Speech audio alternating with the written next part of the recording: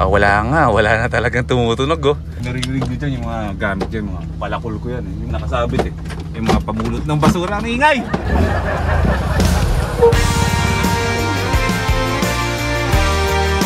And welcome back to another Van Life episode.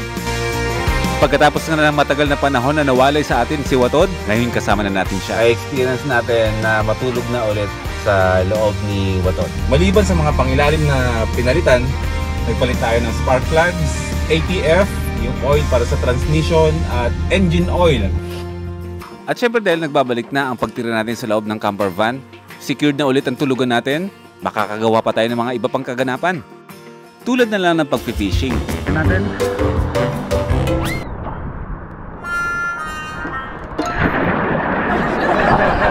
Ayoko nang maging fisherman. At ang makasama natin ang naglalakad na Philippine Looper na si Jason Raimundo. Pang 17 days na niya na naglalakad para ikutin ng buong Pilipinas. Magkita tayo sa daan pag nag-loop na kami.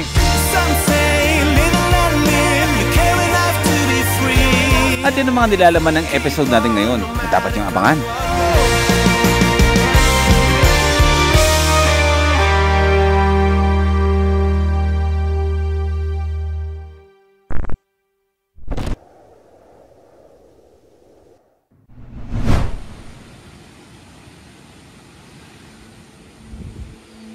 Minsan, napapagod din ang isipan natin. Napupuno tayo ng tanong ng mga salitang hindi natin masabi. Sumusuko na rin ang mga katawan. Bawat akbang, mabigat. Bawat gabi, may mga dala tayong pag-aalinlangan.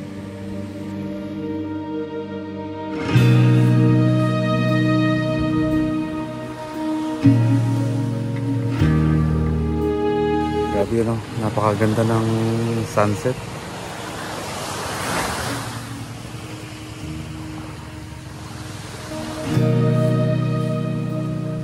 View na hindi matatawaran every time na pakagat ang dilim habang palubog yung araw. Golden hour na kung ikaw ay magkakaroon ng time para upuan tulad ng ginagawa ko ng ganito. Pagmasdan mo yung pagkakataon na yan, yung moment na yan, na palubog yung araw, iba. Parang tinatapos mo yung maghapon mo na naging maayos ka, na kahit na sobrang nabisi ka sa maghapon, tatapusin mo yung araw mo ng nakapagpahinga ka at kalmado ka. Ganun yung pakiramdam.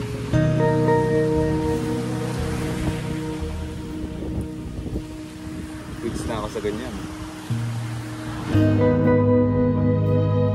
Oo, napapagod din tayo. Pagod ang isip, napapagod ang katawan, pagod sa mga maling akala ng iba.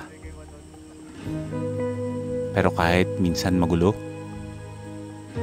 minsan mabigat, meron pa rin tayong isang bagay na hindi natin binibitawan. Ang paniniwala na may kahulugan ang bawat paghihirap. May lakas na umuusbong sa bawat pagdapa. Fix na ako sa ganyan. Na kahit na sobrang busy ng buhay, sa likod ng hawak ko na camera na to, ay napipili ko pa rin na payapa ang pagtatapos ng araw ko. Yan. Yan ang tamang description o pag-describe na gusto kong sabihin. Welcome back to another episode mga first timers.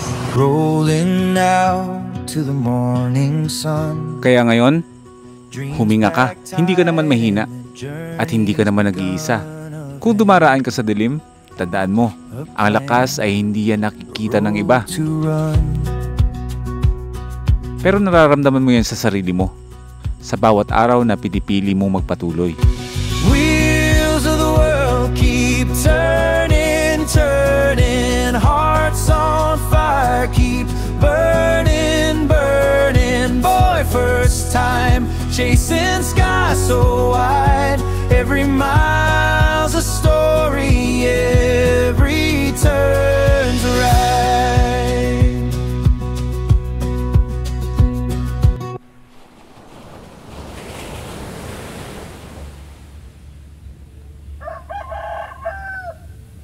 tulad nyo, ganoon din ako. Bago simula ng araw, meron na agad mga nakaplano. Okay, magandang umaga mga first timers. Panibagong araw. Buhay dagat ulit tayo. At ngayong araw ay wala naman tayong masyadong gagawin. Aalis. Kasi sa mga susunod na araw ay aalis tayo, doggy. Ako naman, starbo ko naman eh. Sa mga susunod na araw ay meron tayong mga biyahe. Pero ngayong araw, andito lang tayo sa tabing dagat, sa Sitio Tangal. At maglilinis lang tayo ng ating mga ginagamit ng mga sasakyan tuwing tayo ay nabiyahe. Si Watod nasa puter na natin ulit. Maraming salamat sa J-Dax Auto Works, kay Bro Dax sa pag-alaga at pag-ayos sa mga hindi okay sa ating camper van ngayon. Okay na siya bago ang lahat ng mga pangilalim niyan. August na, wala ka nang naririnig na kung anong lagatok o kalampagan ng ilalim kapag nagra-rough road gaming tayo. Ano ba pangalan ng bistro natin? Kailangan pa bang pangalanan yan? Di na, no? O si Vistrom, binabalot ng putik kasi nga ginagamit namin dito eh. Putikan dito kapag tagulan, natural. Paputik, tagulan eh. Ay, si Dilaw nga pala to. Pareho silang dalawang napakadumi. Kaya ngayong araw, since now hindi naman tayo aalis at sa mga susunod na araw pa tayo aalis, aakit ulit tayo sa mga matataas na mga kabundukan dito sa Luzon, lilinisan ko muna to. Pero hindi ko alam kasi kung ano ang uunahin ko sa dalawa kasi pareho napakadumi. Tulad ng dati, idadaan natin ang desisyon sa coin. So, Kara, yung muka. Kara, yung minivan. Yung cruise, yung likod, yung Bistrom. So, kung ano man dito ang lumabas, yun ang uunahing lilinisan ko.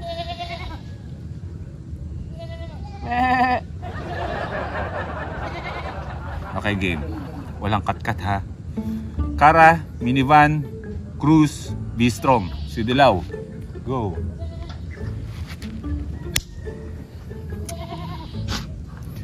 Kara, mukha.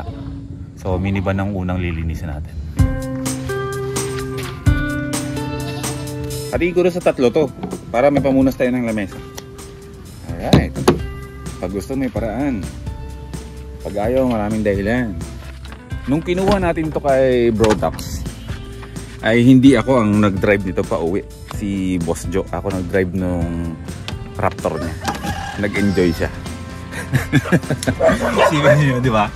Naka-Raptor ka, pero nag-enjoy ka nung dinadrive mo yung minivan. Ganon yung feeling kapag dinadrive itong napakaliit na sasakyan. Maliban sa mga pangilalim na pinalitan dito, ayan, shoutout muna sa ang kaibigan kay Dodong Laagan sa Davao City. Siya yung nag-provide ng mga kakailanganin natin dito na ipapalit kay Watod. Since day 1 naman talaga ng pagbaban life natin ay lagi tayo nagpapaalalay pagdating sa maintenance, pangangalaga, mga tanong na hindi naman masagot-sagot dahil hindi naman ako maalam sa sasakyan. Dodong Laagan palagi ang aking kinakontak. Syempre andyan yung mga kaibigan natin nakaantabay. Maliban sa mga pangilalim na pinalitan, nagpalit tayo ng spark plugs, bago na, ATF, yung oil para sa transmission at engine oil.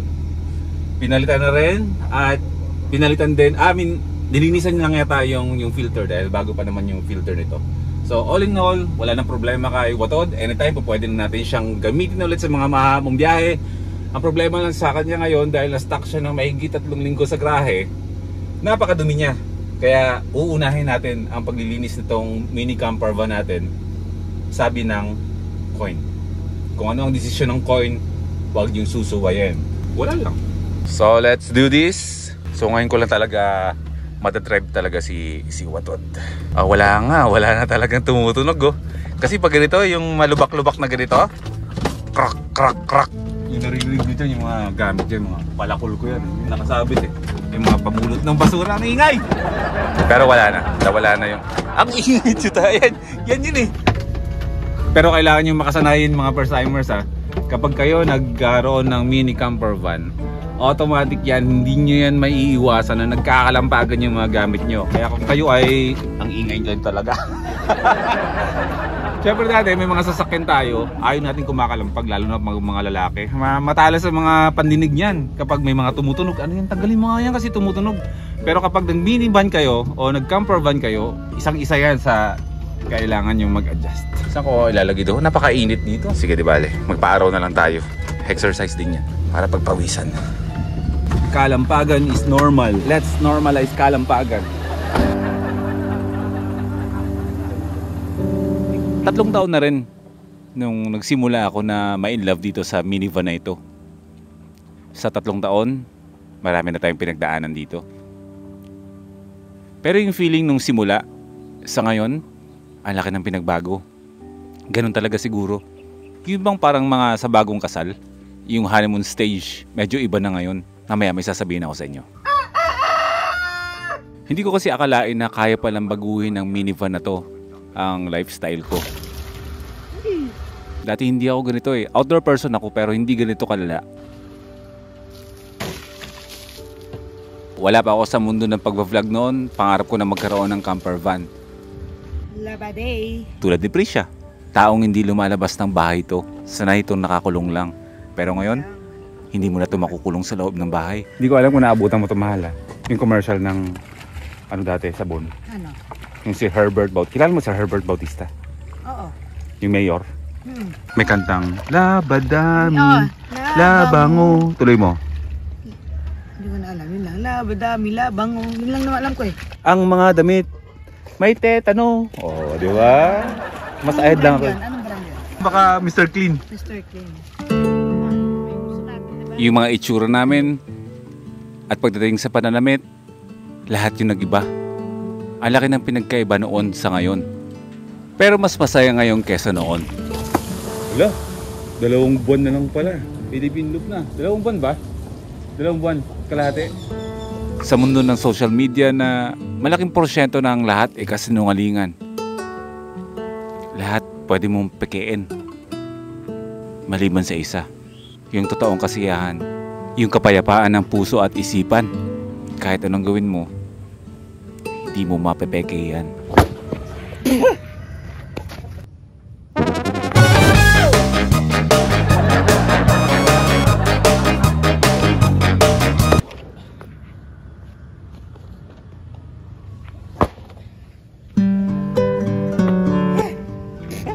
Kumikintab na. Tandaan nyo, lahat ay pwedeng baguhin ng panahon. Lahat pwedeng baguhin ng pagkakataon. Na-imagine nyo ba na in time mawawala na si Waton sa atin? Anong mararamdaman natin kaya? Malulungkot ba tayo? Malulungkot ba kayo? O magpapasalamat tayo na ang dami nating experience na magaganda kasama si Waton? OG na to eh. Ang simula ng lahat. Okay, next.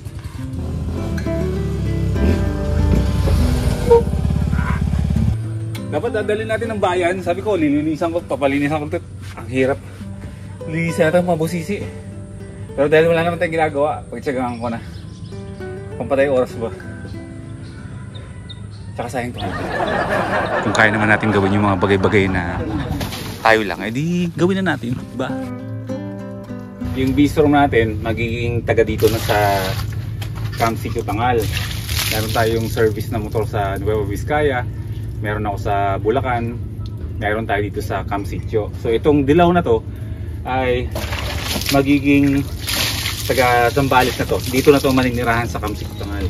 Tsaka tulad nga nung sabi ko na meron tayong project na gagawin dito, siguro ikikwento ko na lang sa inyo kung sisimulan na namin.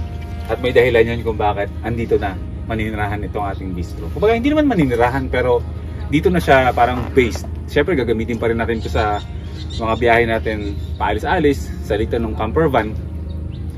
Ito kasi pwede nating pang side trip natin sa mga lugar na pupunta natin na hindi naman every time na aalis tayo sa malapit lang o kung saan man tayo magsa side trip lagi tayo naka camper van kasi nga yung design naman ng camper van kailangan sa malayo o matutulog tayo somewhere, kunwari sa kalsada, or may campsite tayong madadaanan, o kung saan mga safe na lugar, with camper van. Pero kapag naglalagi tayo sa isang lugar, edi yung camper van, yun yung magiging tahanan natin na nakaset up, and then yung motor, yun yung mga pang side trip natin. And nung pa talaga yung balak na yan na magdala ng motor, kaso nga lang dahil maliit yung mini camper van natin, hindi naman kaya magdala ng motor. May motor naman kasya dyan, pero ano kasi, wala na tayong matutulugan. Pero yun talaga dapat ang goal, kasi dapat bumabiyahe tayo ng nakasasakyan na meron tayong bitbit. Yun yung malaking picture doon, mga first timers. Nag-van life ka, pero may dala kang motor sa likuran. So naniniwala ba kayo na mangyayari yun? Wheels of the world keep turning, turning. Hearts on fire keep burning, burning. Boy, first time chasing sky so wide. Every mile's a story, every turn's a ride. Boy, first time, this is not the end. The journey's yours. Let the story extend.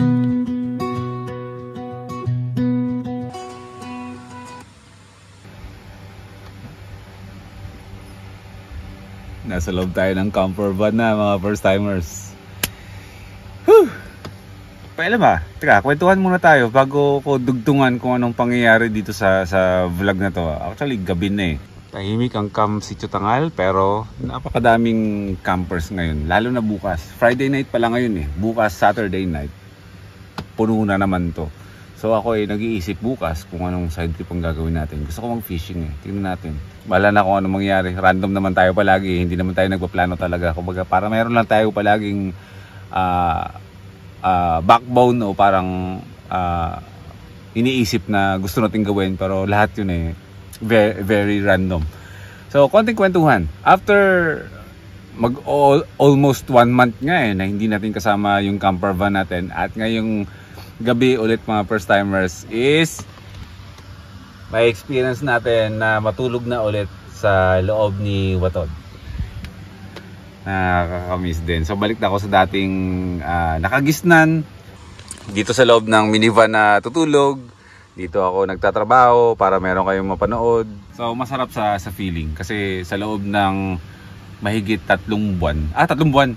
Mahigit 3 linggo or sabihin nating almost a month, eh natulog tayo sa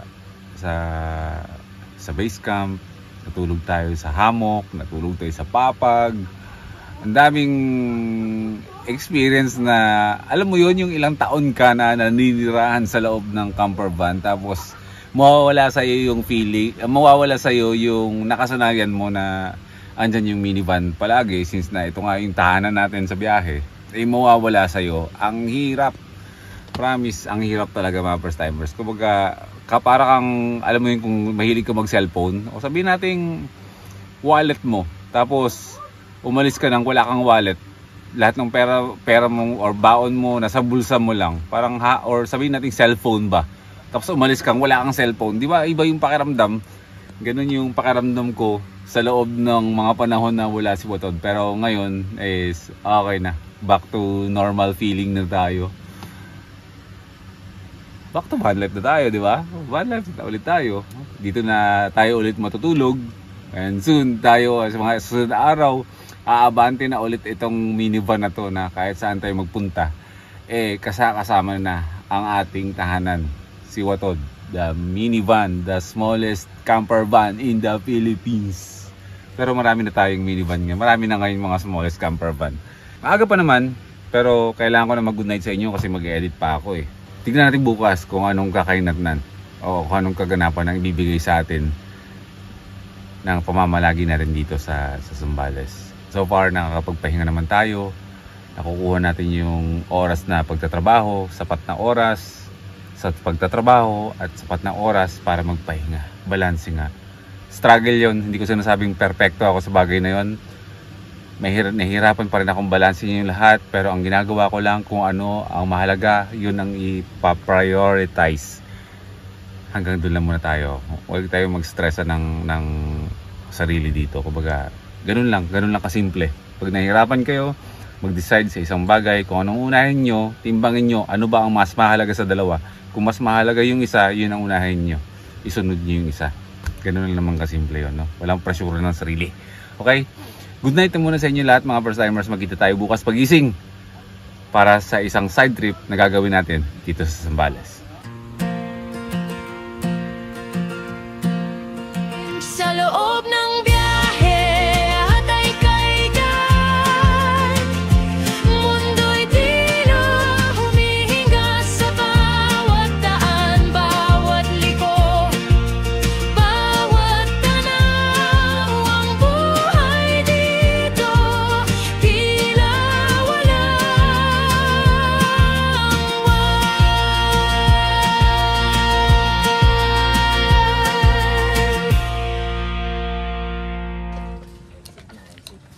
Ano bro, ready ka na? Ready na bro, salamat. Bambira. YB.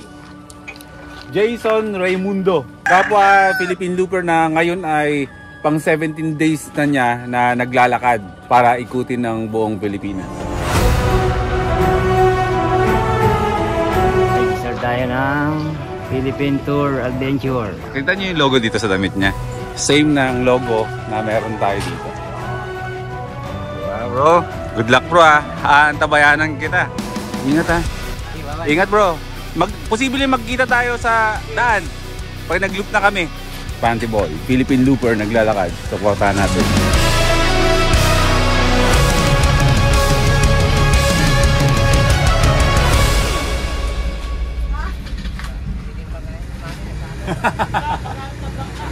Fishing day, mag-fishing tayo.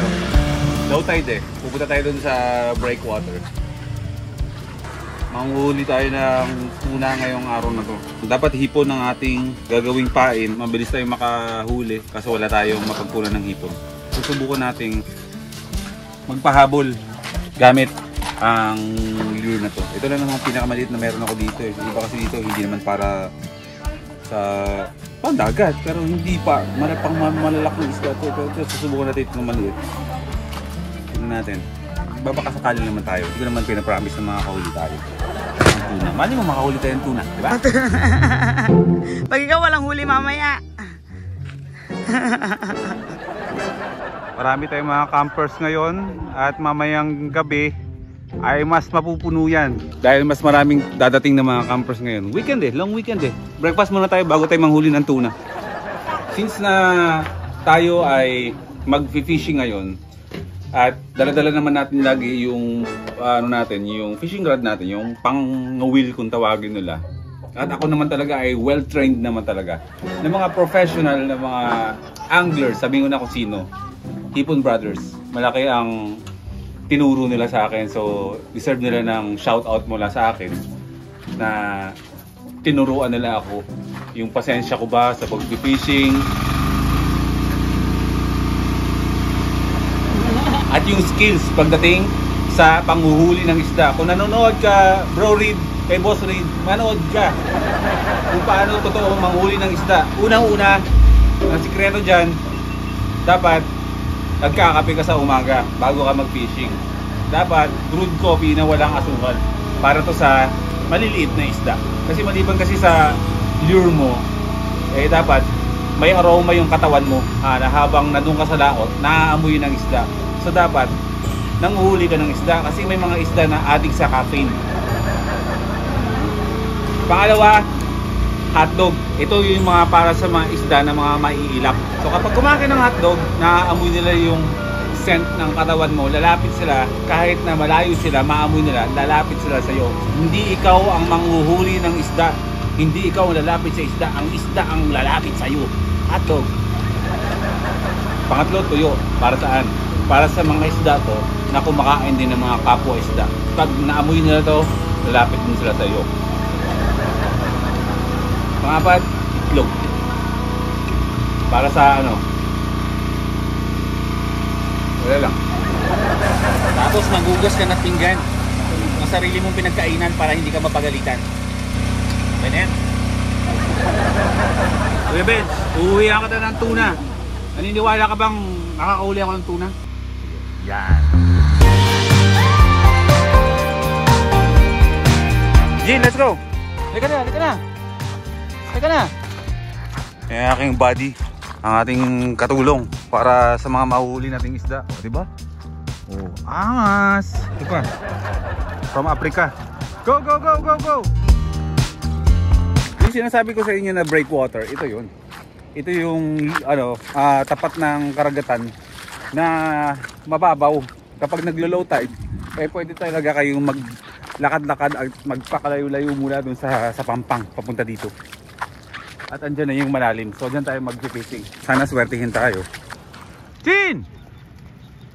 Iniwan ako. Chin, halika dito! Nandito na tayo mismo sa dulo nung breakwater. Malalim na yung area na yan. Ito nasa likuran ko. Yan yung mababaw. Yan yung naglo-low tide ba na pwede nyo lakaran. Pero ito, wala na. Malalim na yan. So dito tayo mag-fishing. Try natin kung makakahuli tayo. Pero tiwala lang kayo, may mahuli tayo. Mayroon akong tiwala sa sarili kung makakahuli tayong tuna. Yung mga lokal dito, sobrang daming iba't ibang klaseng mga isda ang mga nahuhuli dyan. Yellowfin, tapos yung mga yellow snapper, at kung ano pang tawag sa mga isdang yung mga hindi pa pangkaraniwan. Yung para bang mga kapamilya, yung sa movie na Nemo, andyan silang lahat yan. Marami iba-ibang kulay, so malabong hindi tayo makakahuli dyan. Tapos meron pa dyan yung malalaki mga, anong tawag dun sa malalaki isdang makintab? Uy! Sana tuna, kahit maliit lang. Meron yan. Tignan natin. Napadid ang tali, hinampas na malaking alon. Aray ko! Isa lang yung sinelas ko. Ang tutulis pa naman ng mga dito, corals.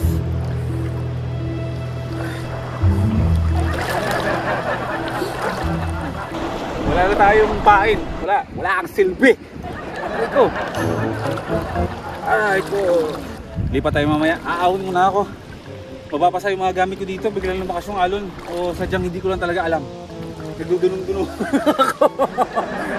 Akala ko kasi maliliit lang kasi yung alon dyan. Pag labi ko malalakas na, kaya ako itulak. Tinulak ako. Yun, dumapa ako. Buti hindi nabasa yung mga gamit ko dito. Pati yung tsinelas ko, nadapa ako. Tinangay, hindi ko na alam kung nasa na yun. Yung meron mga makakapulot ng kulay puti na sandals na Crocs yung brand, sa akin yan. Tago na lang, remembrance na. Ako sana makita ko yung chinelas dun sa Pampang. Wala talagang nawala siya na parang bula ayoko nang habulin. Kasi pag hinabol mo, syempre aapa ka sa mga matutulis na mga bato, di sugat-sugat, biyak-biyak yung talampakan natin. Babalik muna ako dun, magsiset up ako ng panibago. Tapos lipat tayo ng pwesto mamaya kapag nag-high tide. Doon tayo, hindi natin kailangan magpakalayo. Merong tapat lang doon na pwede nating paghagisa ng tayo ko na lang mag-high tide. Mahal! Yung tsinelas ko na wala! Tinula ko ng malaking alon! Ayoko na! Saka nakakatakot pala mag-fishing mag-isa sa laot mo. Takot pala may kasama ako. Hindi ko ulit yung dito. Matatakotin ako Ay. Kahit dito sa Pampang, wala yung tsinelas ko. Dapat makikita ko agad yun Dapat kulay puti yun. Puting-puti yun na palutang-lutang lang dapat. Pero wala talaga. Nananawagan na lang ako sa pamahalaan. Siguro sa barangay captain ng sitio, Tangal. Just in case man may mapulot yung mga lokal dito. Nananawagan po ako na kapag nakita nyo po yung puting sandals po na yan, ay pahatid na lang po sa kubo ng Camp City Tangal. Akin po yan. Wala na. Napaka-loser ba? Nabasa ka na, hinampas ka na ng hangin, nawala ka pa ng tsinelas, dumapa-dapa ka pa sa tubig dahil sa alon, dahil hindi ka marunong, napatiran ka pa kasi nagdudunong-dunungan ka. Ay nako, doon tayo sa Pampang, doon tayo sa malapit lang. Ang sakit talaga. Ang sakit talaga. Wala na akong tsinelas. Nabasa na yung kalahati ng katawan ko, pati nga bag ko Ayoko nang maging fisherman. Ano? Bakit? Yabang mo Mungu ka. Puro kamalasa yung sinabi ko dun. May tsinelas nung nung pumunta ngayon wala na. Lapit-lapit ng palengke, pwede naman motor. Dapat nang bili na rin ng isda doon. Tsura, yabang mo pa kanina. Hindi na tayo ngayon ganun. Ano? Wala na tayong batian mga first timers ganun na. Pag nagkita tayo, wala na ganun tayo ganun. Ang dami pa namang campers kanina na excited na finishing ako. Wala akong mukhang may harap sa mga Walang chinelas. Life not so good! Yeah.